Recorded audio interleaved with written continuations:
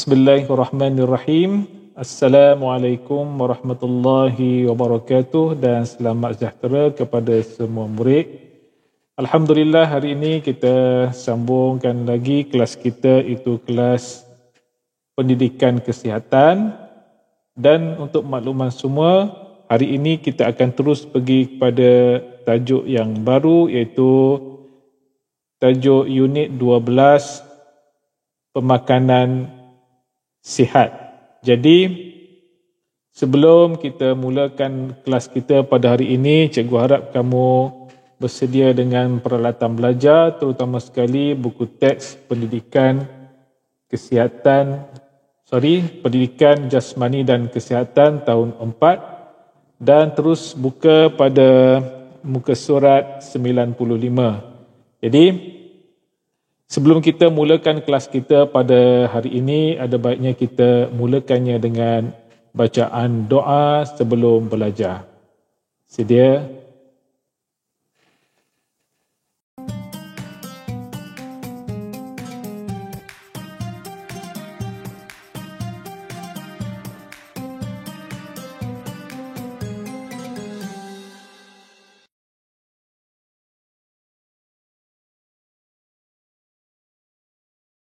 Bismillahirrahmanirrahim.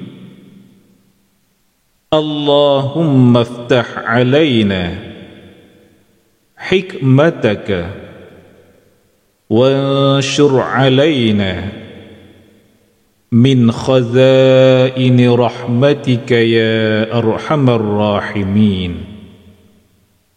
Ya Allah, bukakanlah ke atas kami hikmahmu dan limpahilah ke atas kami khazanah rahmatmu. Wahai Tuhan yang maha pemurah lagi maha penyayang. Amin ya rabbal alamin. Amin, amin, amin ya rabbal alamin. Alhamdulillah, tadi kita dah baca doa sebelum belajar. Mudah-mudahan apa yang kita belajar pada hari ini mendapat keberkatan daripada Allah Subhanahu wa taala. Baik. Untuk hari ini kita terus kita nak mulalah kelas kita ni. Kita terus tengok pada muka surat 95. Jadi bila kamu dah buka muka surat 95 tu, kamu akan jumpa tajuk unit 12, pemakanan sihat. Jadi dalam tajuk ini kita akan belajar tentang pemakanan, cara pengambilan makanan yang sihat. Apa yang makanan yang kita perlu ambil banyak, apa jenis makanan yang perlu kita ambil sederhana, dan apa jenis makanan yang perlu kita ambil sedikit. Okey, jadi untuk hari ini Ustaz nak, cikgu nak kamu perhatikan pada muka surat 95, unit 12, pemakanan sihat. Okey, bila kamu dah tengok muka surat 95 tu, okey, kita baca sama-sama. Okey, baik. Dalam tu ada gambar seekor lebah, dia bawa makanan kan, dalam tu. Okey, baik, kita baca. Amalan pemakanan seimbang ialah kunci kesihatan dan kesejahteraan diri. Amalan pemakanan yang baik, yang sihat adalah perkara utama untuk kita mendapatkan kesihatan tubuh badan kita dan kesejahteraan diri kita. Jadi kita kena jaga makan.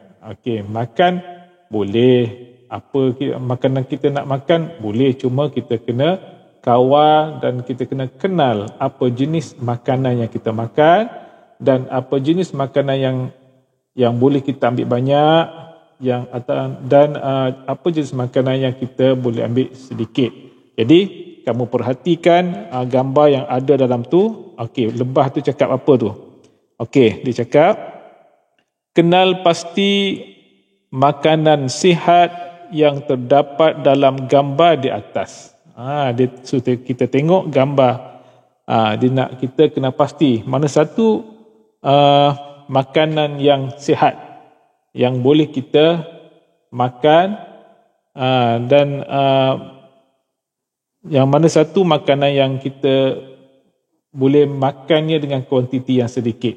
Okey, perhatikan satu persatu. Ada kat situ ada gandum, ada beras, ada sayur-sayuran, ada buah, ada makanan yang berlemak.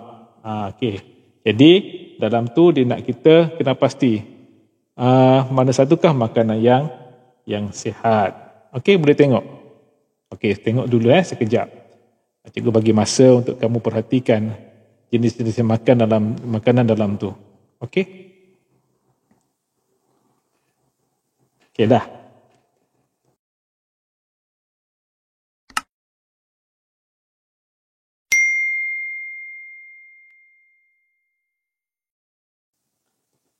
Baiklah murid-murid.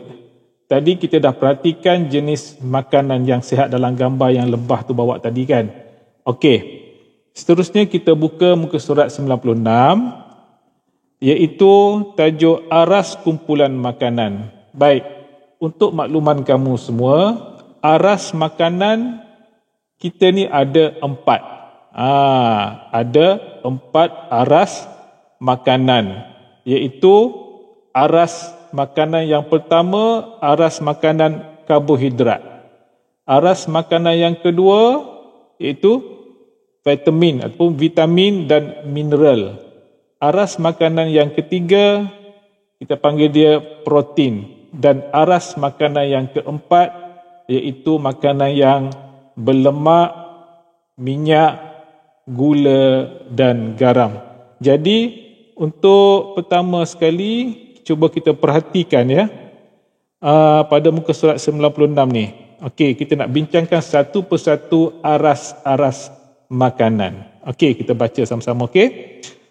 Aras kumpulan makanan. Keluarga Amanda mengamalkan pemakanan seimbang, iaitu pengambilan makanan daripada semua aras dalam piramid makanan Malaysia. Okey, sebelum ni kamu dah belajarkan piramid makanan kan? Dia buat macam bentuk piramid tu. Carta bentuk piramid tu, dia letak paling bawah jenis makanan apa, yang tengah sikit jenis makanan jenis macam mana, dan paling atas tu jenis makanan yang macam mana. Okey, kita tengok.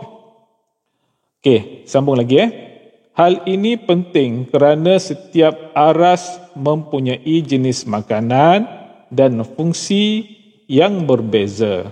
Okey, kita tengok aras satu pemakanan ni. Okey, tengok yang aras satu. Okey, itu aras satu makanan karbohidrat. Okey, makanan karbohidrat. Apa dia ni? Okey, iaitu sumber tenaga utama. Lepas tu perlu diambil secukupnya. Perlu kita makan secukupnya. Okey. Fungsi dia memberikan tenaga. Antara contoh makanan termasuklah nasi, roti, jagung, keledek, kentang, oat, bali, tosai, capati, mi dan biskut. Okey, kita tengok aras satu karbohidrat. Jenis-jenis yang makan yang kita sebut tadi itu adalah makanan yang ada karbohidrat. Dalam gambar tu ditunjuk anak panas tu kan. Semuanya berasaskan bijirin. Okey. Yang kedua. Boleh? Okey, kita perhatikan aras 2 pula. Baik. Aras 2, vitamin dan mineral. Vitamin dan mineral. Iaitu sumber serat, vitamin dan mineral. Ya, jadi ini perlu diambil dalam kuantiti yang banyak. Boleh makan banyak. Okey, sebab apa? Okey, kita baca terus Membantu dalam penghadaman perjalanan fungsi organ yang sempurna dan meningkatkan ketahanan badan. Fungsi dia, itu adalah fungsi dia. Dia meningkatkan ketahanan badan. Dia ni dapat elakkan dari kita ni dapat terkena penyakit.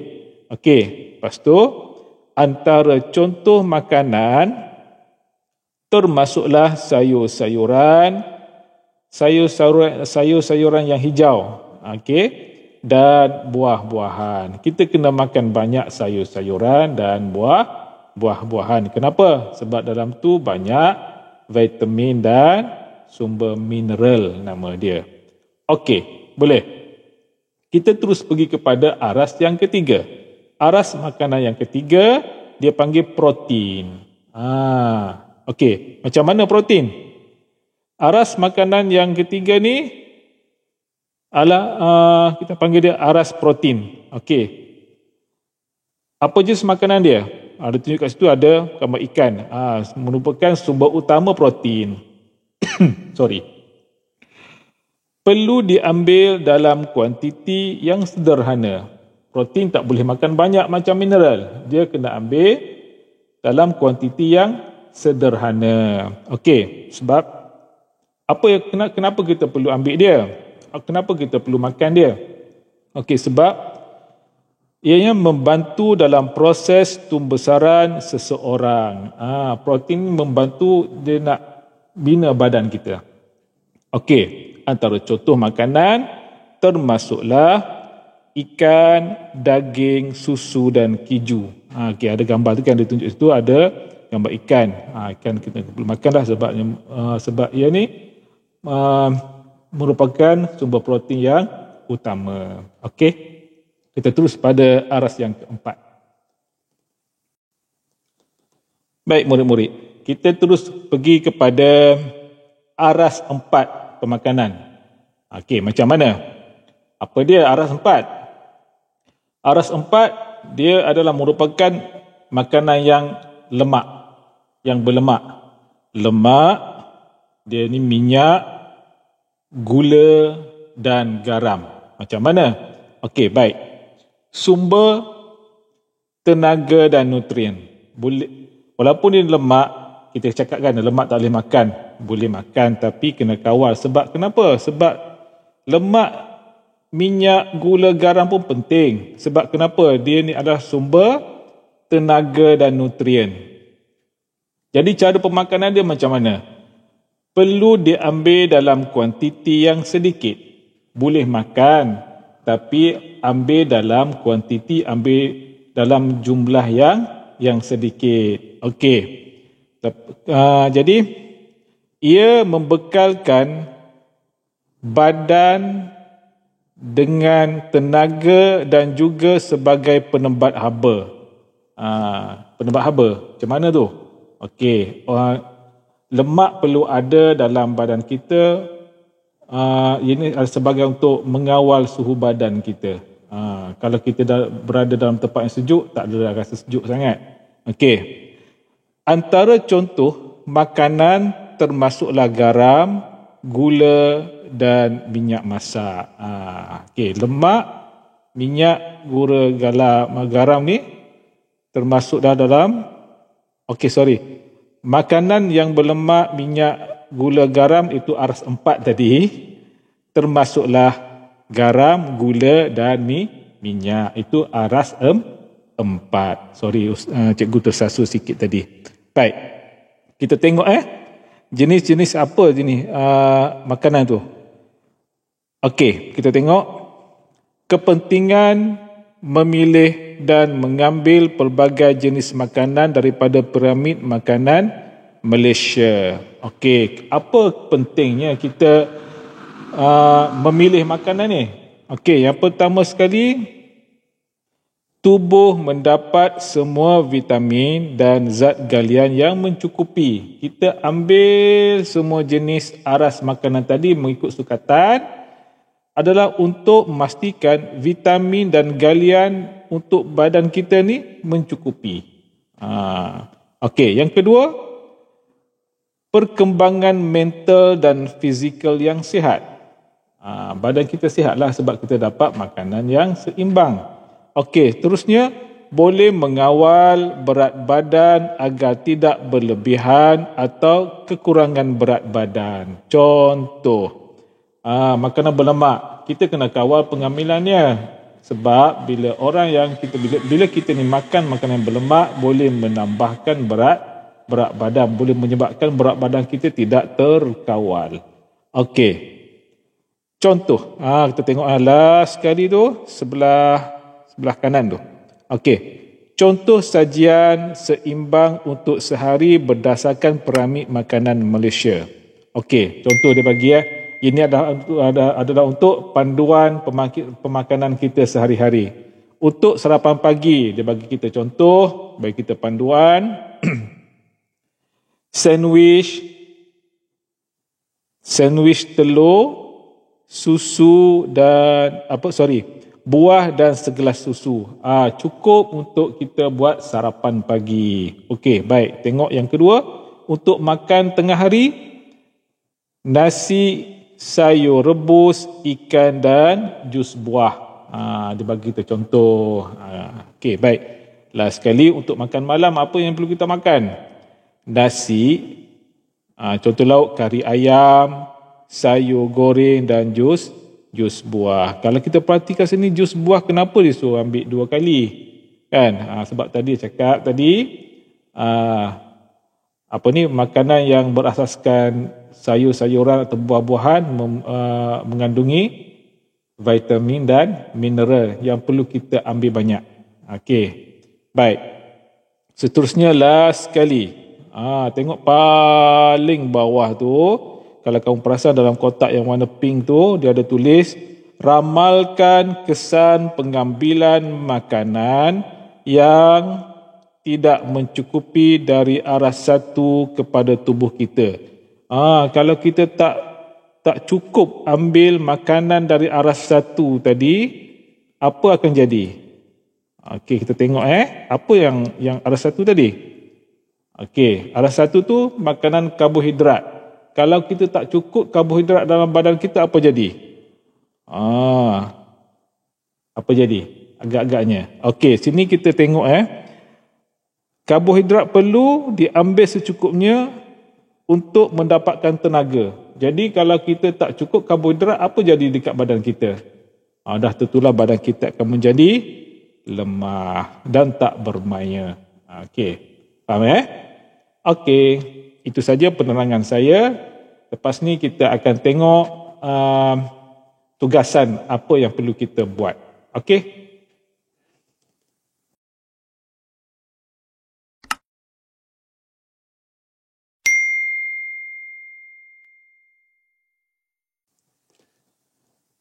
Okey, murid-murid semua, seperti biasa, sebelum saya akhiri kelas saya di sini sediakan satu tugasan untuk kamu semua.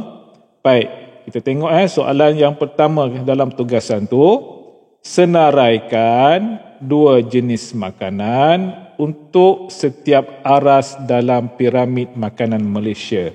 Okey, tadi kita belajar 4 aras pemakanan. Betul? Okey, jadi cikgu nak kamu senaraikan dalam setiap aras tu, cikgu nak 2 jenis makanan. Ada kan dalam contoh tadi kan? Senang saja. Contoh aras 1 dia nak 2 jenis makanan. Makanan apa pada aras 1? Aras 2 dia nak 2 jenis makanan. Makanan apa yang kita perlu letak? Aras 3 dia pun dia nak 2 jenis makanan, dan aras 4 pun dia nak 2 jenis makanan. Jadi cikgu harap kamu dapat selesaikan tugas ini dalam buku tulis pendidikan kesihatan, dan nanti bila dah siap boleh tunjuk dekat cikgu dalam grup WhatsApp. Boleh? Snaplah gambar, boleh tunjuk dalam grup WhatsApp saya. Okey, jadi dekat situ cikgu akan cuba semaklah, dan kita akan bincang mana satu jawapan yang betul dan mana satu jawapan yang kurang tepat. Okey, jadi sebelum cikgu akhiri kelas kita pada hari ini, cikgu ucapkan tahniah kepada semua murid yang sudi menonton video yang cikgu bekalkan ini. Jadi dengan ini cikgu sudahi dengan wabillahi taufiq wal hidayah. Wassalamualaikum warahmatullahi wabarakatuh dan jumpa lagi. Bye-bye. Okey, jangan lupa subscribe channel Cikgu untuk memudahkan kamu mengikuti kelas-kelas saya pada masa-masa yang akan datang. Okey, terima kasih. Jumpa lagi. Bye-bye.